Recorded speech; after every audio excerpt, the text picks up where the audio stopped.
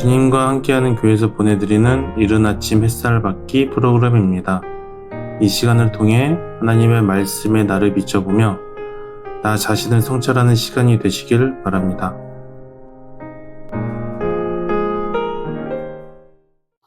안녕하세요. 주님과 함께하는 교회 성도 여러분, 이문진 집사입니다. 오늘은 감정을 통해 지배받는 나라는 주제를 가지고 말씀을 적용하며 나누고자 합니다. 본문 말씀은 누가복음 11장 40절입니다. 어리석은 자들아 겉을 만드시니가 속도 만들지 아니하셨느냐.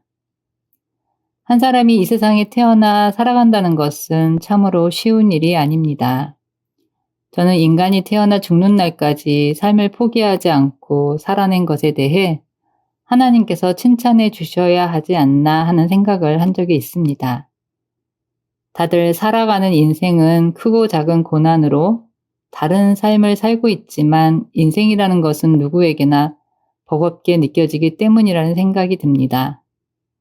누가 봐도 평탄한 삶일지라도 인생이 쉽게 느껴지지 않는 이유는 많은 이유가 있겠지만 사람에게는 느낌과 감각과 감정, 정서라는 것이 있어서 그렇지 않나 생각됩니다. 그런 것이 없다면 인생이 힘들 이유가 없을 것 같습니다. 로봇처럼 힘들다는 생각도 못할 것이기 때문입니다. 감정을 느끼는 것은 너무 힘든 일입니다.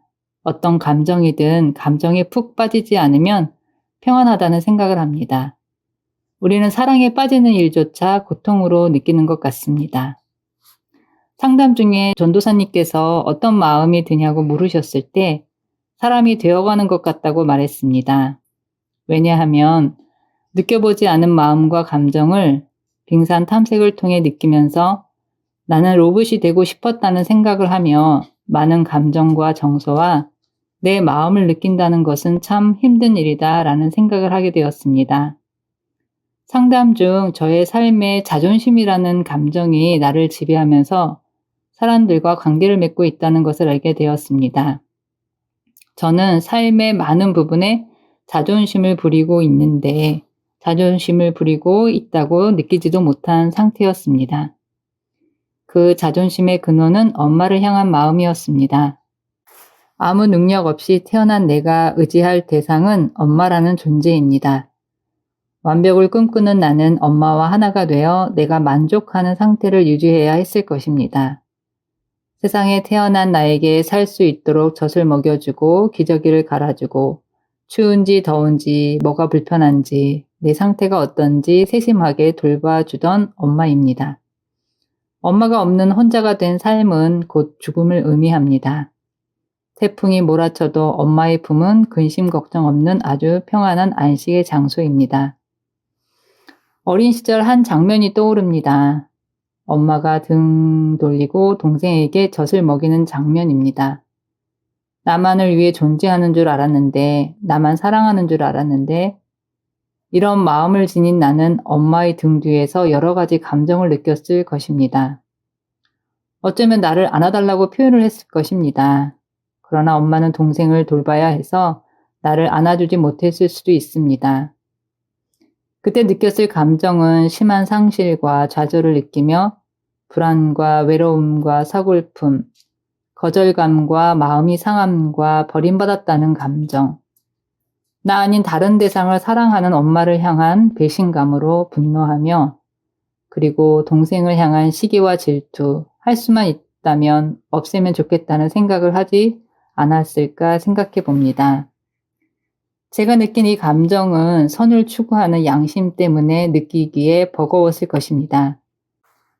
동생이 4명이나 되어 반복적으로 그 감정을 느꼈다면 다시는 그 감정을 느끼지 않기 위해 엄마에게 원하는 것을 포기하게 되었을 것 같습니다. 그리고 거절감에 원하는 것을 말하는 것을 자존심 상하는 일로 생각하게 되었을 것 같습니다. 어차피 내 차지가 되지 못하기 때문에 말해봤자 뭐해. 해달라고 했는데 안 해주면 내 마음만 상하는데. 저는 누군가 뭐가 먹고 싶니? 라고 물어보면 사실 딱히 먹고 싶은 것이 떠오르지 않습니다. 그런데 막상 음식을 먹으면 뭐든 가리지 않고 잘 먹고 있는 저를 봅니다. 내가 먹고 싶은 음식이 있어도 먹을 수 없는 환경이었다면 저는 먹고 싶다는 생각을 표현할 수 없었을 것입니다. 먹고 싶은데 먹지 못하는 좌절을 느끼고 싶지 않기 때문입니다. 사람들과 살아가는 관계 속에서 저는 이렇듯 많은 감정 속에서 느끼고 싶지 않은 감정 때문에 나쁘게 또는 힘들게 생각되는 감정을 느끼지 않기 위해 애를 쓰며 살아온 것 같습니다. 너는 엄마에게 원하면 안 돼. 혼자서도 잘해야지. 씩씩해야지. 라는 마음이 지금의 저를 만들었다는 생각이 듭니다. 씩씩하게 보인다는 말, 남자 같은 쿨한 성격이라는 말이 이제 이해가 갑니다. 다른 사람의 어린아이 같은 모습을 보면 비난하고 있지만 정작 저는 어린아이이고 싶고 누군가 의지하고 싶고 보호를 받고 싶고 엄마 품이 그리운 연약한 존재입니다. 나에게 부정적으로 느껴지는 감정을 느끼면 느낄수록 그것을 느끼고 싶지 않아 나는 반대의 감정을 찾아 그 감정을 느끼기 위해 나를 속이며 여러 가지 방법을 동원하고 있습니다. 때로는 그때 기억을 지우고 거짓 감정을 만들어 나는 괜찮아, 나는 좋아 라는 말로 나에게 최면을 걸고 있는 듯 합니다. 그렇다면 나의 밝음 속에 숨겨진 어둠이 더 크게 느껴집니다. 나는 괜찮아 속에 나는 괜찮지가 않아. 그렇지만 그 괜찮지 않은 느낌이 싫고 그 상태가 자존심 상해서 나는 괜찮아로 표현되고 있다면 나는 나를 진짜 모르고 있는 상태입니다. 좋은 것이 진짜 좋은 것인지 괜찮은 것이 진짜 괜찮은 상태인지 나를 생각해 보게 됩니다. 결국 나에게 남은 감정은 계속되는 좌절 속에서 현실은 불만족이지만 그것을 받아들이기 자존심 상해하며 좋아요, 괜찮아요, 평안해요 라는 감정만 만들고 있다는 생각이 듭니다. 지금까지 저는 그렇게 느끼고 살았습니다. 그것은 예수님을 믿으면서 나의 삶의 상태가 평안의 상태라 생각되며 감사의 상태인 줄 착각했습니다.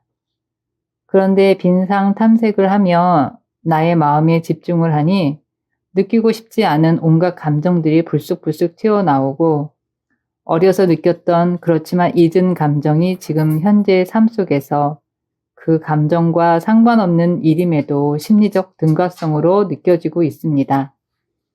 그렇다면 내가 느끼고 싶은 감정과 정서, 느끼기 싫은 감정과 정서는 무엇일까요? 누군가에게 상처받는 느낌이 싫다면 따뜻하게 사랑받는 느낌은 좋아하는지 생각해 보았습니다. 로봇과 같은 강하게 포장된 마음을 누군가 사랑으로 녹여준다는 것이 나의 연약함을 들킨 것 같아 기분이 나빠지는 저를 느끼며 사랑도 받지 못하고 자존심 때문에 받은 대로 갚아주고 싶은 마음에 저는 받는 것을 부담으로 느끼고 있습니다. 나는 사랑을 원해, 관심을 원해, 나는 특별함을 원해 하지만 정작 그렇게 해준다면 그것에 부담을 느끼면서 밀어내고 있는 저를 보게 됩니다. 하나님께서는 벌거벗은 그대로 오라고 하십니다. 그런데 벌거벗었기에 느껴지는 수치심이라는 감정, 선하고 싶은데 그렇지 못한 자존심 때문에 하나님 앞에 나아가지 못하고 있습니다. 수치심과 두려움의 감정을 느낀 대로 믿는다면 나의 삶은 사망으로 가게 됩니다. 말할 수 없던 유아기 때 느꼈던 엄마를 향한 마음을 지금의 삶 속에서 남편과의 관계 속에서 아이들에게도 사람들과의 관계 속에서 그 감정을 적용한다면 나는 지금을 사는 것이 아니라 과거를 사는 것이고 그것은 환상 속의 삶이라는 것을 알아가고 있습니다. 과거의 감정이 지금에 영향을 미치고 있다는 사실을 안다면 내가 지금 느끼는 이 감정이 진실하지 않다는 것을 안다면 양심이 감정을 일으켜 나를 지배하고 통제하고 있다는 것을 알아차릴 때 나는 감정에 휘둘리는 자가 아닌 감정에 영향받는 자가 아닌 심리적 자유함을 느끼는 자로 살아갈 수 있음에 인생이 더 이상 버거움이 아닌 진정한 감사의 삶이 될 것입니다. 혼돈과 공허와 흑암에 비추어진 빛이 창조의 시작이라면 내가 혼돈과 공허와 흑암으로 느껴지는 이것이야말로 하나님이 나에게 주신 진정한 마음, 느껴야 할 감정이 아닌가 생각됩니다.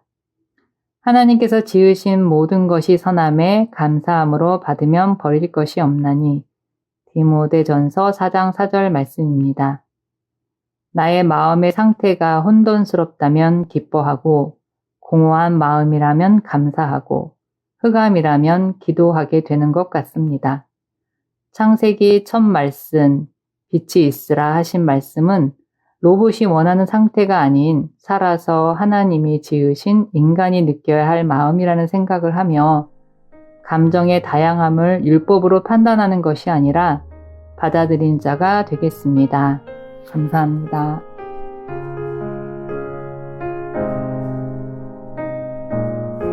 지금까지 이른 아침 햇살 받기 프로그램이었습니다. 오늘 하루도 믿음 안에서의 삶을 누리시는 여러분이 되시기를 기도합니다.